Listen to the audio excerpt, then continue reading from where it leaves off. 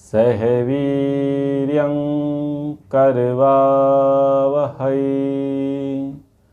तेजस्विनावधीतमस्तु मा विद्विषावहै। ओम शांति शांति शांति। कठोपनिषद द्वितीय वल्ली श्लोक संख्या 24 और 25 पर आज हम विचार करेंगे। पिछला वचन था नायात्मा प्रवचनेन लभ्यो न मेधया न बहुना श्रुतेन यमई वेश वृणते तेन लभ्य तस्यैष आत्मा विवृणते तनु स्वाम। ये श्लोक आप याद करके रखिएगा। बीच बीच में मैं बताता रहता हूँ कि आप कौन कौन से श्लोकों को याद रखें। आज का श्लोक है न विरतो दुश्चरितात् न अशांतो न समाहितः न शांत मनसो वा आपि प्रज्ञानेनम आपनुयात्। प्रसंग क्या चल रहा है कि परमात्मा को कौन प्राप्त कर सकता है और परमात्मा को कौन प्राप्त नहीं कर सकता, ये प्रसंग चल रहा है। तो यमाचार्य जी ने बड़े ही स्पष्ट तरीके से नचिकेता को कहा कि हे पुत्र नचिकेता, प्रवचन से, तीव्र स्मृति से और श्रवण मात्र कर लेने से ये परमात्मा प्राप्त होने वाला नहीं है। और फिर क्या कहा कि परमात्मा जिसका वर्ण कर लेगा, परमात्मा जिसको चुन लेगा, वही परमात्मा को प्राप्त कर पाएगा, अन्य नहीं। ठीक है। अब कौन परमात्मा के द्वारा चुना जाएगा, परमात्मा किसका वर्ण करेगा और कौन व्यक्ति परमात्मा को प्राप्त नहीं करेगा, इसको और खोला है न वीरतो दुश्चरितात् न शांतो न समाहितः। न विरतः, विरत का अर्थ होता है हटा हुआ, विरत हो जाना, विरक्त हो जाना, दूर हो जाना, छूट जाना। लेकिन अविरतः यानी हटा हुआ नहीं है ना। जो व्यक्ति हटा हुआ नहीं है, छूटा हुआ नहीं है, मुक्त नहीं है, स्वतंत्र नहीं है, फंसा हुआ है किस में? दुश्चरितात्, दुष्ट आचरणों में, त्याज्य कर्मों में जो फंसा हुआ है। अब जब आपके समक्ष ये दुष्ट आचरण, दुष्ट चरित्र, दुष्कर्म शब्द आते हैं तो आप क्या सोचते होंगे? आप ये सोचते होंगे कि वो तो हम नहीं हैं, क्योंकि जिनको दुष्ट आचरण कहा जा रहा है, जिसको दुष्चरित कहा जा रहा है, जिसको दुष्कर्म कहा जा रहा है और समाज में जिसके लिए भयंकर दंड है, समाज जिसके लिए उपेक्षा करता है, वो तो हम नहीं कर रहे।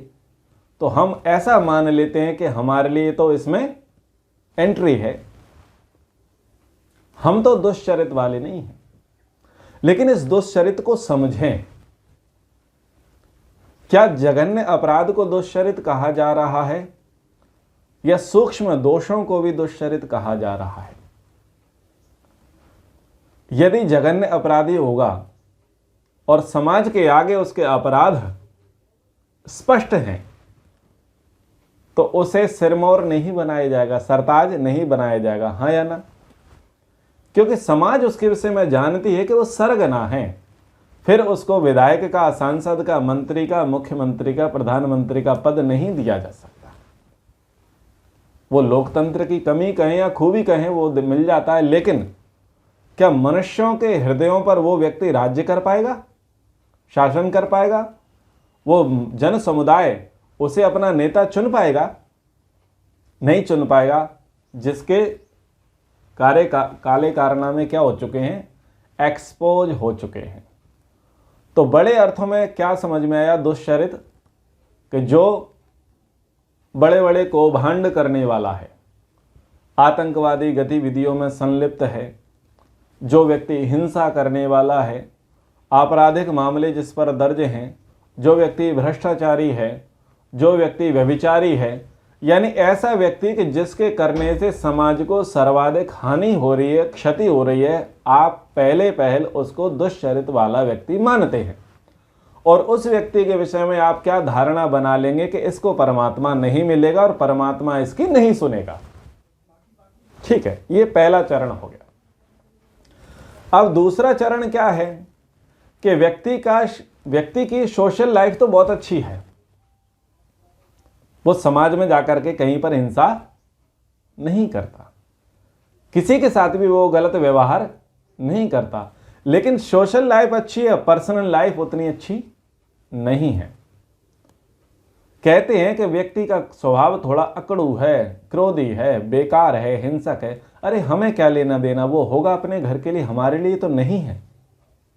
यानी वहां पर हम उसको थोड़ा ढील दे देते हैं, थोड़ी सी हम छूट दे देते हैं। व्यक्ति शराब पीता है, क्या दिक्कत है, अपने घर में पीता है, अपने बाप की पीता है, अरे पी करके मोहल्ले वालों को तो तंग नहीं करता।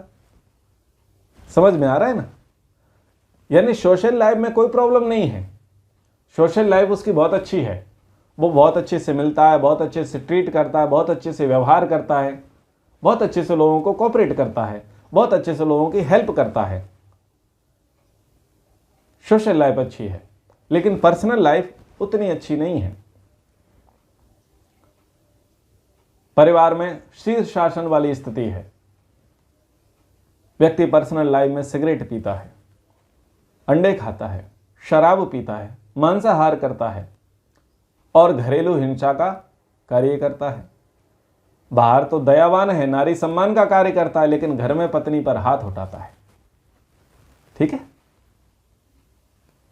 तो उसको समाज के लोग क्या कहते हैं कि भाई ठीक है जो भी है, लेकिन घर में है तो वो हमारे लिए तो नहीं, कम से कम उसकी पर्सनल लाइफ से सोशल लाइफ तो प्रभावित नहीं हो रही, तो उतने अंशों में उसको क्लीन चिट समाज दे देता है।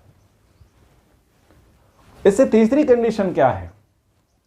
तीसरी कंडीशन बड़ी अद्भुत है, जो बहुत व्यापक है। व्यक्ति धर्म कार्य करता है, लेकिन धर्म कार्य के साथ साथ वो अधर्म को भी एक धर्म मान करके करने लगता है,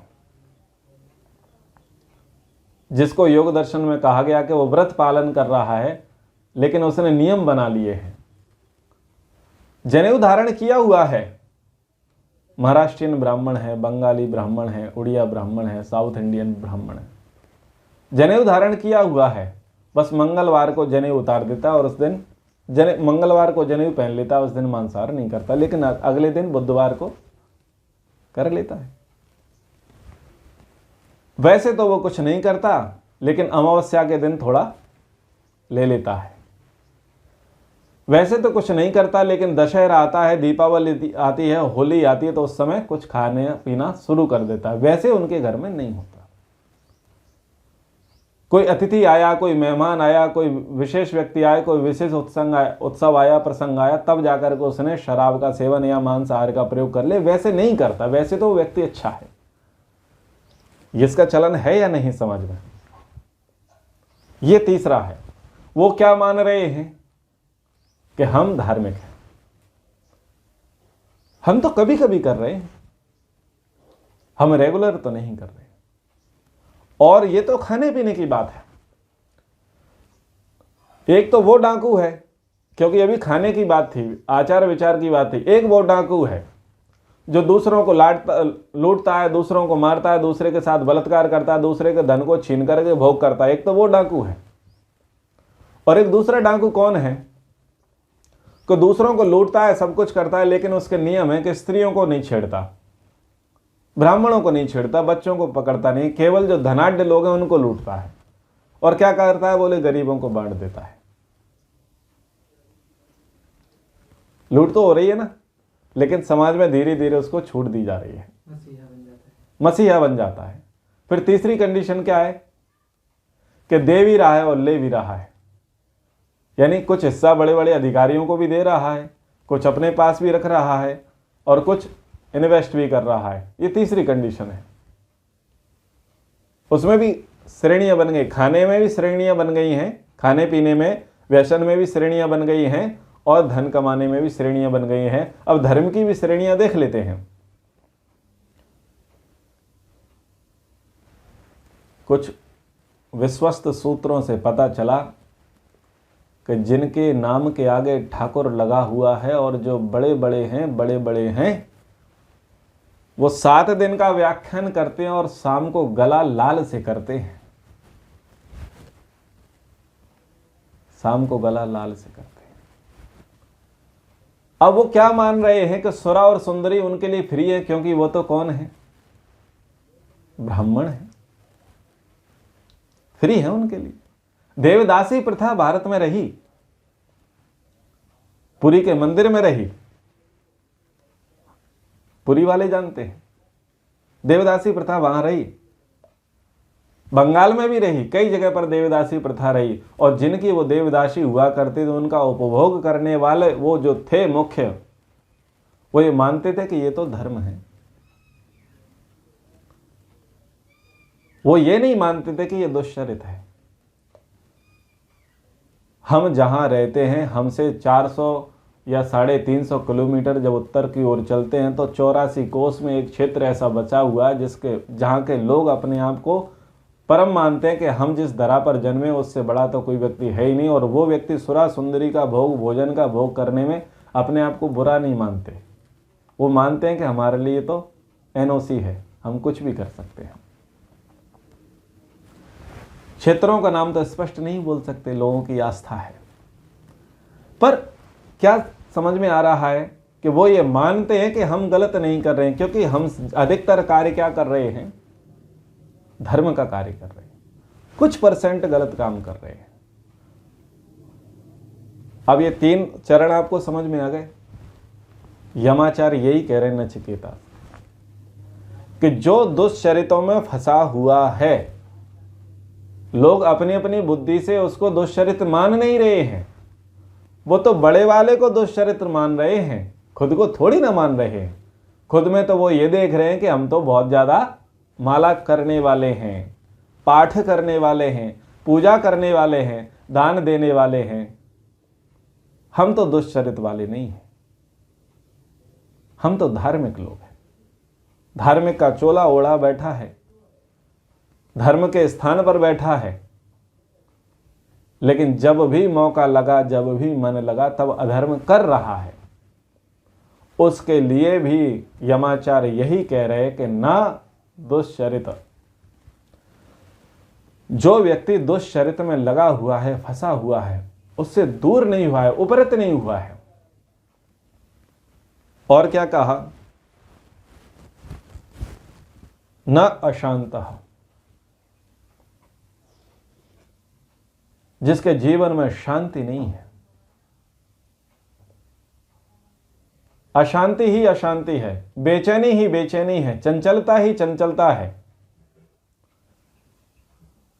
स्वस्थता वाली परिस्थिति उसके जीवन में नहीं है। वो व्यक्ति भी परमात्मा को प्राप्त नहीं कर सकता। असमाहित चित्त वाला अयोगी। समाहित यानी समाधि यानी समाधान। समाधि क्या है? समाधान है। और समाहित क्या? जिसने अपने चित्त को, अपने मन को एकाग्र कर लिया है, जिसने समाधान समझ लिया है। तो समाधान क्या है? व्यक्ति के जीवन में समाधान है, व्यक्ति के जीवन में समाहित स्थिति है, व्यक्ति के जीवन में समाधि स्थिति है कि जब वो त्याज्य कर्मों को मन वचन कर्म से सर्वथा त्याग देवे, उनकी खूब गवेषणा करे, उनको खूब देखे परखे, अंदर तक जाए, उसके मर्म को समझे और ढूंढ ढूंढ करके तिल मात्र भी दोष पाप अधर्म अपने भीतर ना ठहरने दे,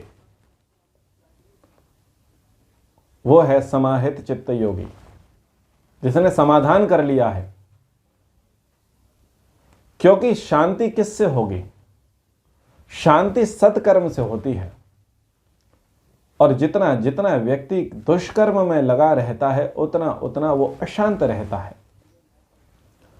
बाहर से भले ही वो अपने आप को शांत दिखाने का प्रयास करें, लेकिन अंदर उसके सैलाब उमड़ रहा होता है। इसका एक बहुत बड़ा उदाहरण मैं आपको बोलता हूं कि आप कभी भी किसी भी समय किसी भी व्यक्ति के सामने जाकर के जोर से बोलो हट, बोल के देखना। एक डांटने की शैली में, एक फटकारने की शैली में, फुल गट्स के साथ, फुल कॉन्फिडेंस के साथ और एक परफेक्ट बॉडी लैंग्वेज की भाषा में जाकर के आप उसके सामने उसको फटकारो। वो आपको प्रति उत्तर नहीं देगा, वो ये सोचेगा कि इसको मेरा क्या पता चल गया,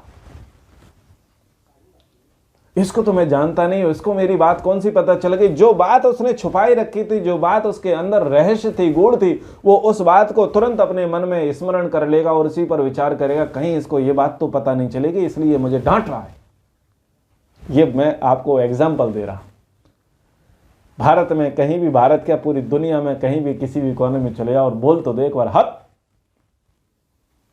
फटकारो एक बार अपरिचित व्यक्ति को भी, वो तुरंत प्रतिक्रिया नहीं देगा। वो ये नहीं बोलेगा कि आप होते कौन हो इस प्रकार से मेरे साथ व्यवहार करने वाले। इसका अर्थ क्या निकला कि अंदर है, कई फाइलों में अंदर वो बात दफन है, दर्ज है, गुप्त रूप से छुपी हुई है, लेकिन आपके फटकारने से वो तुरंत परत उसकी उठ गई और उसको, उसके मानस पटल पर वो चित्र, वो प्रसंग, वो स्मृतियां जागृत होने लग गई। वो सोचने लग गया कि इसको ये बात तो नहीं पता चल गई, ये कौन है, क्या है। और जब बाद में आप स्माइल कर दोगे तो मामला वहीं पर शांत हो जाएगा। क्या समझ में आया? व्यक्ति अशांत दिखता है या नहीं? अशांत है। अशांत कौन नहीं होगा? जिसने समाधान कर लिया है, जो समाहित चित्त वाला हो गया है, यानी जिसने त्याज्य कर्मों को छोड़ दिया है। कौन से कर्म त्याज्य हैं, कौन से कर्म ग्राह्य हैं, इसके लिए शास्त्र पढ़ने पड़ेंगे, मनुस्मृति पढ़नी पड़ेगी, इसके लिए वेद पढ़ने पड़ेंगे, कर्मफल व्यवस्था, विधि निषेध पढ़ना पड़ेगा, धर्म धर्म का विवेचन करना पड़ेगा, तब जाकर के समझ में आएगा क्या क्या त्याज्य है और वर्तमान में मेरा क्या क्या धर्म है। फिर क्या कहा? न अशांत मनसः, जो अस्थिर मन वाला है, अस्थिर मनन शक्ति वाला है, चंचल है। सांख्य दर्शन में एक प्रसंग आता है कि जिसका चित्त शांत नहीं है, उस अशांत चित्त वाले के अंदर ब्रह्म के उपदेश का बीजारोपण नहीं होता। वो दृष्टांत देकर के बताते हैं कि एक गुरुजी एक शिष्य को, एक आगंतुक अतिथि को उपदेश दे रहे होते हैं और वो अतिथि अंदर से अपनी प्रेमिका के विषय में सोच रहा होता है। बाहर से तो सिर हिला रहा होता है, ये बता रहा होता है कि हाँ हाँ मैं आपकी बात पूरी सुन रहा हूं, लेकिन उसका चित्त कहाँ लगा हुआ है? प्रेमिका नहीं मिली है। ऐसा प्रसंग बताया जाता है। वो उदाहरण दिया जा रहा है कि मन कहाँ लगा है? दूसरे स्थान पर। शरीर कहाँ है? दूसरे स्थान पर। और ऐसे में उसको समझाने का प्रयास किया जा रहा है। वो बता रहा है कि हाँ मैं आपकी बात समझ रहा हूं, लेकिन अगर उससे पूछ लिया जाए, बोलो तुमने क्या सुना, तो फंस गया, तो फंस गया। यमाचार्य ने नचिकेता की यही तो परीक्षा ली थी, कहीं इसका मन तो नहीं लगा कहीं और, इसलिए उन्होंने दूसरे वर में क्या कहा, उसको त्रिणाचिकेत अग्नि का जो उपदेश दिया, वहां पर इष्टिका का प्रसंग आया कि उन्होंने बताया कि कैसे कैसे ईंटें लगती हैं स्वर्ग साधक अग्नि के लिए, कैसे कैसे वो बनाया जाता है, उसका उपदेश दिया। और उपदेश देने के बाद कहा कि चलो बताओ मैंने क्या बताया, और उन्होंने तुरंत एज इट इज करके बता दिया कि आपने गुरुजी ये सिखाया था और ये उसका एग्जाम्पल है। तो इसको बोलते हैं समाहित चित्त वाला। सुना और अंदर ग्रहण कर लिया। परमात्मा का उपदेश किसके अंदर जाएगा? जो शांत मन वाला है, शांत चित्त वाला है। चंचल चित्त वाले के मन में परमात्मा का उपदेश नहीं आएगा। व्यक्ति दुखी होकर के, हतोत्साहित होकर के, पीड़ित होकर के, विघ्नों से तंग आकर के उस परिवेश को छोड़ करके किसी ऐसे स्थान पर जाता है कि जहां पर उसे शांति मिल जाए। इस भाव को ध्यान में रखते हुए या तो वो पहाड़ों की ओर जाता है, या जंगलों की ओर जाता है, या वहां पर जाता है जहां पर सत्संग हो रहा होता है। चूंकि वहां का एटमॉस्फेयर बड़ा ही सात्विक, पॉजिटिव एनर्जी से ओतप्रोत होता है, जाता है उसे बड़ा अच्छा लगता है, लेकिन उसको ये लगता है कि काश ये शांति मेरी सदा बनी रहे और मैं लौटूं तो मामले ठीक हो जाएं।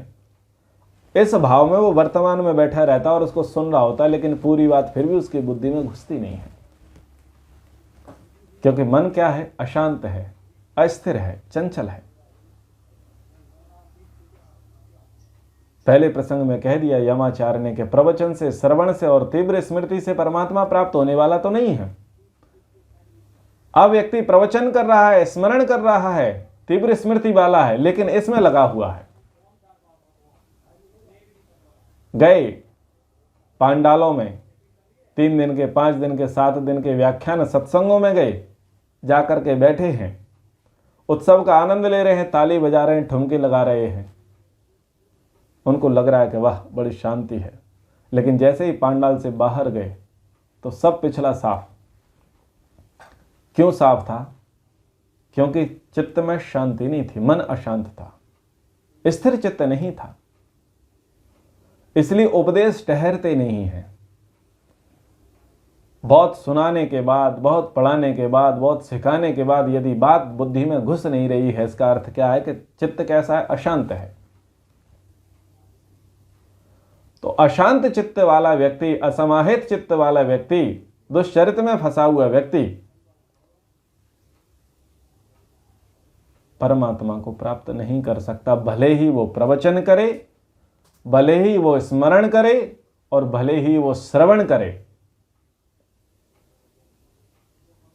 बिना मन की पवित्रता के परमात्मा तो प्राप्त किया नहीं जा सकता। और ये एक बात कही, वा अपि प्रज्ञानम एव आपनुयात। ज्ञान के आगे प्रय लगा है, प्रज्ञान, प्रकृष्ट रूप से ज्ञान। भले ही व्यक्ति को प्रकृष्ट ज्ञान हो, अच्छी नॉलेज हो, अच्छी नॉलेज होगी तभी तो वो श्रवण कर रहा है, तभी तो वो तीव्र स्मृति वाला है, तभी तो वो अच्छा वक्ता है। पर इतना सब कुछ होने के बावजूद भी यदि ना विरतो दुश्चरितात् ना शांतो ना समाहिता, तब भी परमात्मा को प्राप्त नहीं किया जा सकता। तो यदि परमात्मा को प्राप्त करना है तो आपको श्रवण मनन निधि ध्यान की प्रोसेस से होकर के गुजरना पड़ेगा। आपको सुनना पड़ेगा। जब आप अच्छे श्रोता बनोगे तब ही जाकर के आप अच्छे वक्ता बनोगे, और वक्ता भी तब बनोगे जो सुना हुआ उसे स्मृति में रखोगे। आ गया पिछले श्लोक का भाव, नाय आत्मा प्रवचनेन लभ्यो न मेधया न बहुना श्रुतेन। तो पहले आप सुनोगे, सुनने के बाद स्मरण करोगे, स्मरण करने के बाद व्याख्यान करोगे। ये चीजें आपने करनी है, लेकिन करने के साथ साथ क्या करना है? चूंकि सुना है आपने, क्या सुना है कि मन वाणी शरीर से कोई भी पाप कर्म नहीं करना है। ये सुना है आपने। आपने सुना है कि जिनका विधान किया गया है वेद में उनको करें, जिनका निषेध किया गया है उनको ना करें। व्यक्ति अपने वर्ण को, अपने धर्म को समझे और उसका पालन करे, ये आपने सुना है। आपने ये सुना कि व्यक्ति अपने वर्ण के विरुद्ध कार्य न करे, अपने धर्म के विरुद्ध कार्य न करे, अपनी अवस्था के विरुद्ध कार्य न करे, आपने सुना है। तो इस सुने को जीवन में धारण करें और करके दिखाएं। यह है प्रवचन, करके दिखाएं, इंप्लीमेंट करके दिखाएं, तब उससे प्रज्ञान प्राप्त होगा, तब उसे वास्तविक प्रज्ञान प्राप्त होगा। जब उसे प्रज्ञान प्राप्त होगा तब ही वो परमात्मा को प्राप्त कर सकता है। दोनों श्लोकों का भाव आपको समझ में आ गया?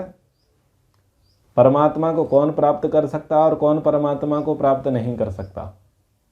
आ गया? आगे चलें, अंतिम श्लोक पर चर्चा करते हैं। अंतिम श्लोक है, यस्य ब्रह्मचा क्षत्रम चोभे भवत ओदनः मृत्यु यस्य उपसेचनम का इत्था वेद यत्र सह। अब यहां पर क्या शब्द आए हैं कि यस्य यानी जिसके, ब्रह्म चा क्षत्रम, ब्राह्मण और क्षत्रिय, चा उभय, ये दोनों ही, भवतः ओदनम, दोनों ही उसके भात हैं, भोजन हैं। तो पहले तो ऐसा लगता है कि भगवान को भोग कराया जाए, भगवान को भोग दिलाया जाए। और भगवान को क्या पसंद है? बोले भगवान को भात पसंद है। और भात भी कैसा पसंद है? बोले घी डाल के पसंद है। अब ये बात तो जमती नहीं है। प्रसंग क्या चल रहा है कि परमात्मा को कौन प्राप्त कर सकता है और परमात्मा को कौन प्राप्त नहीं कर सकता, और आखिरी में बात आ गई खाने पीने की। तो ऐसे में व्यक्ति में प्रायः इस श्लोक में कंफ्यूज हो जाता है, खाने पीने की बात कहाँ से आ गई, संगति नहीं मिलती। प्रसंग ये चल रहा है कि परमात्मा को कौन प्राप्त करेगा, और इस प्रसंग का आरंभ कहाँ से हुआ था? श्रेय और प्रेम मार्ग से। द्वितीय वल्ली का प्रथम श्लोक श्रेय और प्रेम मार्ग के विषय में बताता है, और ये अंतिम श्लोक है, ये क्या है? उपसंहार है इस प्रसंग का। तो इसको समझिए, यत्र ब्रह्मचा क्षत्रम, और कहा गया ओदन, ओदन यानी भात। भात क्या स्थिति होती है? भात में दो स्थिति होती है, एक होता है ग्रहण, दूसरा होता है विस्तार। भात में दो स्थिति होती है। जो चावल होता है वो चावल क्या करता है? ग्रहण करता है। किसको? जल को ग्रहण करता है, तब चावल भात बनता है। और जल का भाव क्या होता है? जाना, गमन करना, यानी विस्तार को प्राप्त होना, तो वो नीचे की ओर जाता है। तो ग्रहण और विस्तार, ये दो कंडीशन किस में होती है? भात में होती है। ठीक है। और सरलता कब हो जाती है? कि जब उस पर घी डाल दिया जाए, तो वैसे भी वो सुपाच्य होता है और इससे उसके पंख लग जाते हैं, तीव्र गति को प्राप्त हो जाता है। प्रसंग समझें, ब्रह्म क्या है? कि जो बढ़ रहा है, और क्षत्र क्या है? जो रक्षा कर रहा है। दो शक्तियां हैं। व्यक्ति को बढ़ना चाहिए और बढ़ रहा है तो क्या करे? वो रक्षा भी करे। छत्र, जो छत से रक्षा करने वाला होता है वो छत्र है। छत यानी घाव, पीड़ा, हानि, इससे जो रक्षा करता है वो छत होता है, क्षत्रिय होता है। तो व्यक्ति के जीवन में दो कार्य अनिवार्य हैं कि एक तो वो स्वयं की वृद्धि करे और दूसरा वो दूसरों का रक्षक बने। यत्र ब्रह्म क्या है? यस्य ब्रह्मचा छत्रम चा। ये दो गुण व्यक्ति के भीतर आना चाहिए, मनुष्य के भीतर ये दो गुण आने चाहिए कि हम स्वयं की वृद्धि करें और दूसरों की रक्षा करें। ये बहुत बड़े गुण हैं जो होने चाहिए। शास्त्र में स्वार्थ की बातें नहीं कही गई हैं, शास्त्र में पदे पदे परमार्थ की ही बातें करी गई हैं, और अध्यात्म के क्षेत्र में तो परमार्थ की ही प्राथमिकता दी गई है। अकेले को समाधि लगाने वाले को अच्छा नहीं माना गया है। बोला गया है मिलजुल करके समाधि लगाओ, अन्यों को भी समाधि के लिए प्रेरित करो। तो हमें बात ये समझ में आ रही है, यहाँ पर ये बात बताई जा रही है कि आप पहले बढ़िए, बढ़ो और बढ़ाओ। बढ़ाने से रक्षा होगी आपकी। यदि आप अकेले बढ़ते रहोगे और अन्यों को नहीं बढ़ाओगे तो आपकी रक्षा नहीं हो सकती। यदि आप स्वयं की रक्षा करना चाहते हैं तो आप अपने साथ अन्यों को बढ़ाना सीखो, बढ़ाना सीखो।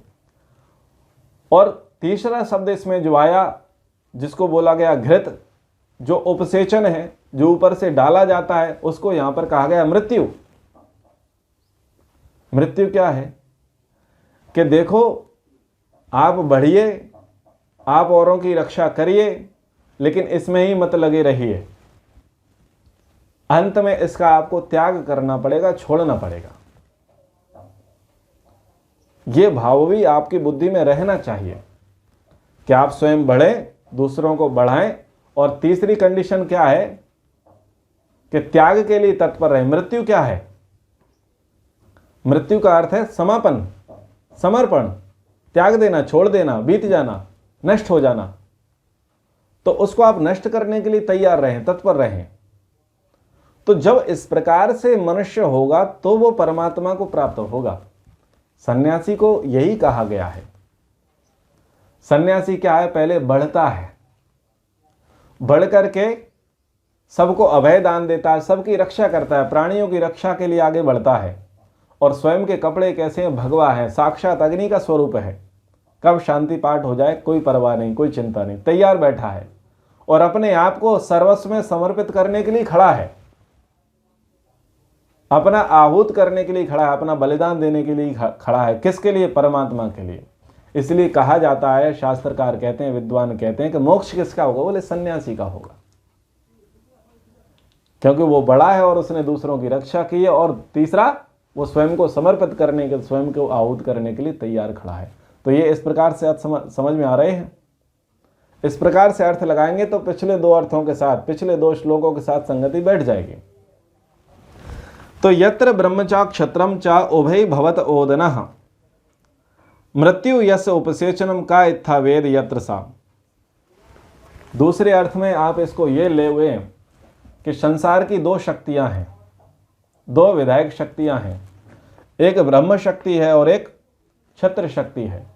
एक आध्यात्मिक विद्या है और दूसरी भौतिक विद्या है। व्यक्ति आध्यात्मिक विद्या में इतना लगा रह जाता है कि वो भौतिक विद्या की उपेक्षा कर देता है, और व्यक्ति भौतिक विद्या में इतना लगा रह जाता है कि वो आध्यात्मिक विद्या की उपेक्षा कर देता है। तीसरी स्थिति ये होती है कि व्यक्ति अध्यात्म में भी बढ़ता है और भौतिक में भी बढ़ता है, और वो मानता है कि बस मैं तो सर्वोपरि हूं, मैं तो महान हो गया। तो उसको ये कहा जाता है कि जैसे मौत, जैसे घी डाल करके भात को चाट लिया जाता है, निपटा दिया जाता है, नष्ट कर दिया जाता है, ऐसे ये मृत्यु परमात्मा, इसी के कारण से ये ब्रह्म और क्षत्र शक्तियां हैं, इसी के कारण से ये भौतिक और अध्यात्म जगत है। और तुम अगर इस पर इतराते हो तो वो साक्षात मृत्यु है। जैसे घी डाल करके चावल को साफ कर दिया जाता है, ऐसे तुमको भी साफ कर देगा। इसलिए भूल में मत रहो, भूल में मत रहो। तो ये दोनों प्रकार के अर्थ यहां पर आपको समझना चाहिए। तो वो जो ऐसा परमात्मा है, मृत्यु यस्य उपसेचनम का यथा वेद यत्र सा, उसके विषय में कौन जान सकता है, कौन कह सकता है? जो इतना भयंकर है, जो इतना अद्भुत है, उसके विषय में हम पूरा कुछ कह नहीं सकते। भले ही कहने के लिए नचिकेता को यमाचार्य ने पर्याप्त कह दिया, लेकिन यहां पर आकर के उन्होंने कह दिया नेति नेति, इतना ही नहीं है। मैं इससे अधिक और कुछ नहीं कह सकता, मैं विशेष कह ही नहीं सकता, वो तो बड़ा भयंकर है, बहुत बड़ा विशाल है। तो इस पूरे प्रसंग में आत्मा और परमात्मा के विषय को लेते हुए यमाचार्य के द्वारा नचिकेता को अध्यात्म का उपदेश दिया गया, श्रेय और प्रेय मार्ग का वर्णन किया गया, आत्मा की स्थिति को बताया, परमात्मा की स्थिति को बताया, आत्मा का परिज्ञान कराया, परमात्मा का परिज्ञान कराया, आत्मा परमात्मा को किस प्रकार से प्राप्त करे, इसका बहुत अच्छा व्यवहारिक उपदेश दिया गया। इस प्रसंग को यहाँ पर अब विराम देते हैं। अगली कक्षा में तृतीय वल्ली से आरंभ करेंगे परमात्मा की कृपा से। इस वल्ली को हमने शांतिपूर्वक सुखपूर्वक पढ़ा। कक्षा को यहीं पर विराम। ओम सर्वेभ्यो नमः। सबको सादर नमस्ते जी।